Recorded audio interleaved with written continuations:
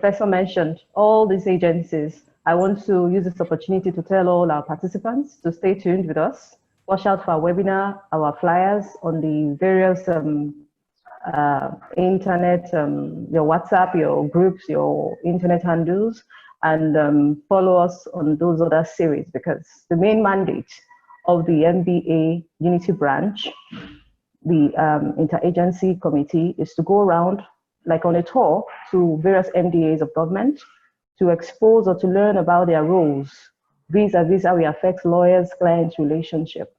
So stay with us. Going forward and taking us further in today's topic is our next guest speaker, who will take us for the next 15 minutes on due diligence in commercial transactions. He's a member of the Chartered Institute of Arbitrators, UK, and an associate of the firm Aluko Ayebode. He has extensive experience in corporate commercial transactions, corporate compliance, litigation, intellectual property, immigration, and other aspects of law, having practiced for over 10 years. He is Mobayonle Ogunwumiju, please. Sir, you have the floor. Thank you, Yekachi. Good afternoon, distinguished ladies and gentlemen, my fellow speakers and discussants. I thank the Unity Bar, Noah and Yekachi for inviting me. I'm really grateful. I'm speaking on due diligence in commercial transactions. However, Professor Oyewumi has done so much justice to it already. I'm just going to try and streamline my own piece to cover bits and pieces that she didn't cover. So I'll jump right into it. Due diligence, is to ensure, it's an exercise to ensure that all aspects, all hidden details of a transaction have been looked through. It's basically an incisive investigation or audit performed on a target company or an asset to ensure that there are no uncovered holes and all T's and I's, all I's have been dotted and all T's been crossed. For instance, in the financial world, a due diligence will require an examination of financial records before entering into a proposed transaction with any other party. In a commercial world, a DD will be utilized to ascertain the status, the interest in that asset, whether it's a factory, whether it's a piece of land, whether it's a venture, to ensure that that asset is as advertised by whoever is selling or the other party who wants you in on the transaction. You have to know. It will also ensure that there are no unknown details or variables which might create like an uncontemplated risk. Even though in general commercial transactions, disclosure of information is one of the tenets of international best practices. Even statutes make provisions compelling compelling parties in commercial transactions to share information and not conceal information. So it's one thing that a lot of people ensure that is done. Even the Investment and Security Act makes provisions to compel brokers and security dealers to make full disclosures in respect of their the securities they deal in. It even provides for fines and jail terms in situations where full disclosure is not made. But regardless of all this, it behoves on a very diligent businessman to ensure that he engages the services of professionals to conduct a due diligence exercise in whatever venture he intends to embark on. A quick example of such a DD is a simple land transaction. what a DD entails in that regard is conducting a search at the lands registry to ensure that to confirm the owner, the title, and verify possession.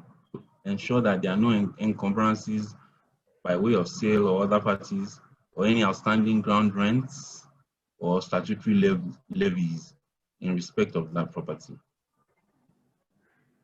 Basically, it's common sense to conduct a DD on every transaction.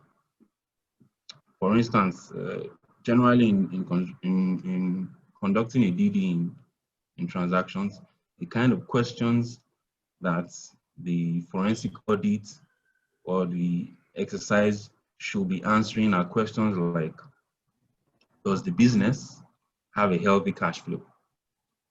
Are the profits going up or down? Are there any major new competitors in or coming into the area that could negatively impact on the earnings of that venture?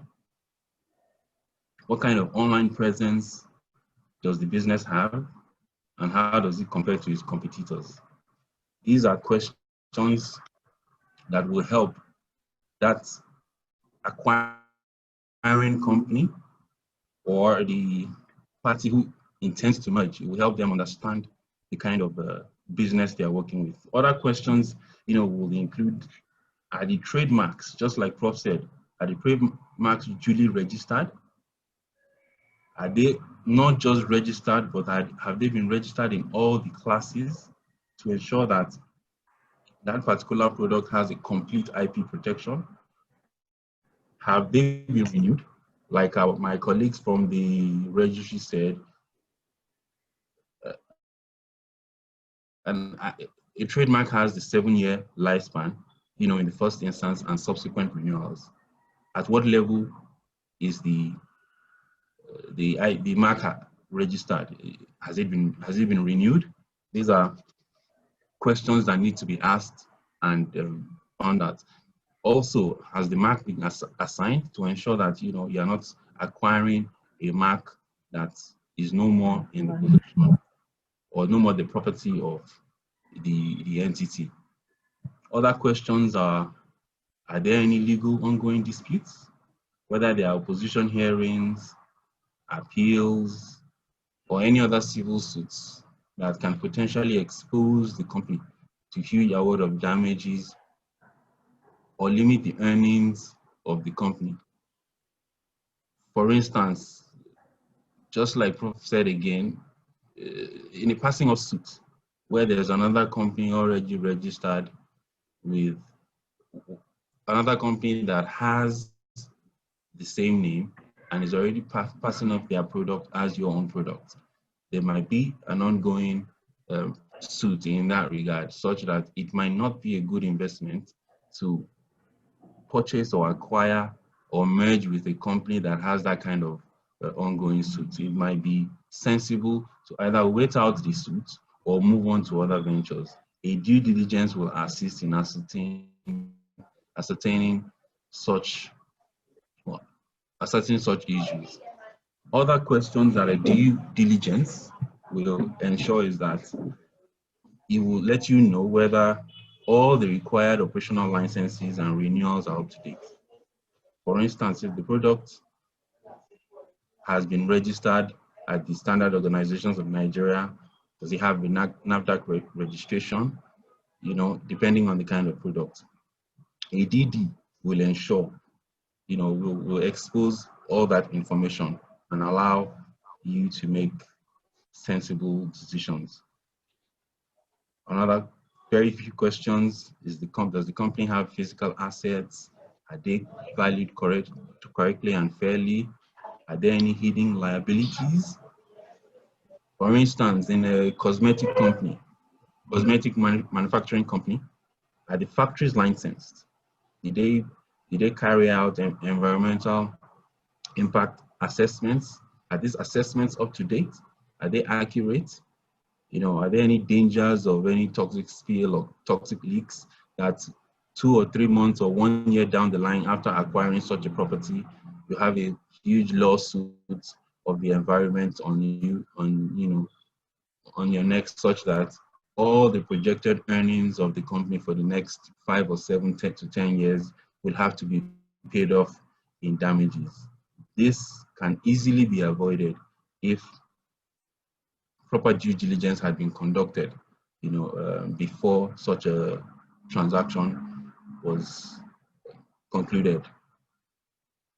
Of course, the basic ones, which are company registrations, you ensure that they are complete, the business is up to date with its taxes, its properties, whether they are leases, whether they are outright ownerships.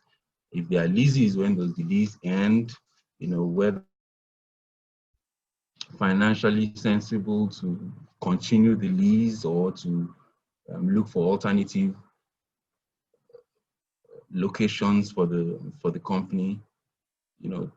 Issues like insurance information, what is provided, what is covered.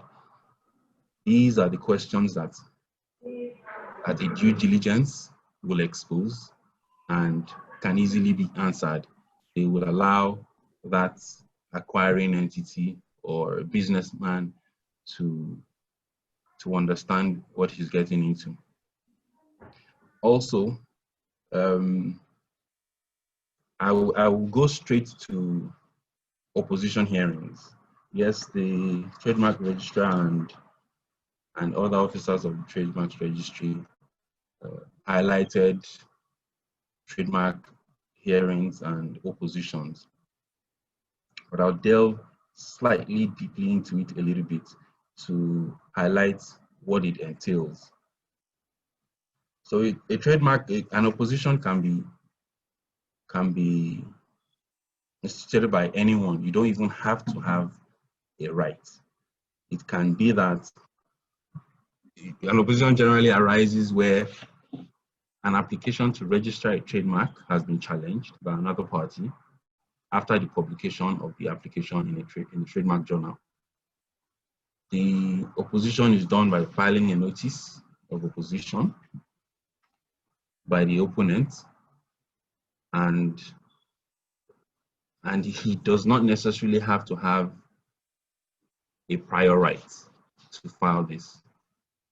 The Trademarks Act in section 9, 11, 12, 13, and 31 highlights all the reasons why a trademark can be opposed. But that was covered by our colleagues from the Trademark Registry, so I will move on to what the filings of a trademark or opposition hearings entail. So the opponent, that's the person who is contesting or challenging a trademark, he files a notice of opposition within 2 months of the publication. In that notice, he will state out all the grounds of his opposition. He files this at the Trademarks Registry. The Trademarks Registry ensures that that trademark receives the notice, and the applicant is expected to respond with a counter statement showing grounds for which his application should be registered. In the event that an applicant does not file a counter statement, the application is deemed abandoned. If a counter statement is filed, if a counter statement is filed and served on the opponent, the opponent will now be expected to file a statutory declaration citing evidence and information to support the opposition. This could include the fact that the mark has been registered in other countries, the mark is well known with the opponent because it has been used for several years, even in the same country, or maybe there is an already registered mark already in that name. Those can be part of the information provided in his own statutory declaration. The applicant then register, after collating all these documents, the registry by the registrar, through the registrar, decides, based on the evidence provided, whether the mark should be registered or not. As it has been said, that is not the end. The decision of the registrar is not final. The Federal High Court, according to the Constitution, has the right of appeal. The right of appeal from the Trademark Registry is at the Federal High Court, but it doesn't end there either. It can go all the way to the Supreme Court, from the Federal High Court to the Court of Appeal to the Supreme Court. There are several cases that have been argued all the way to the Supreme Court. I will conclude by saying that it is prudent business to ensure that a due diligence is conducted before embarking on any acquisition or merger or venture. And that will typically, you typically have to engage lawyers, accountants, valuers, engineers, IT specialists, IP specialists, and professionals to assist with this task. And it's incumbent upon us as lawyers to know what to look for, know the scope, understand the business, to ensure that in conducting a due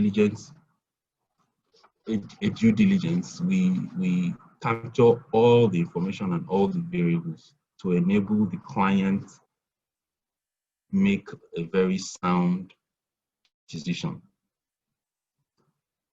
I always share this with so many of my colleagues and friends and people, anyone who wants to listen. My advice to general business-oriented people is that always set aside money for legal fees, because we are a necessary evil.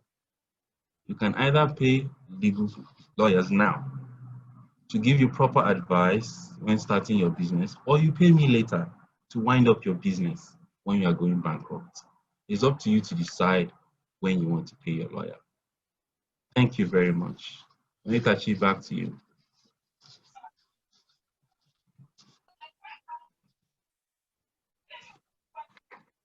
Hello. I can hear you, Onyekachi. Okay, thank you, Bayo. What a concluding remark. We really appreciate your time. Thank you so much. All right.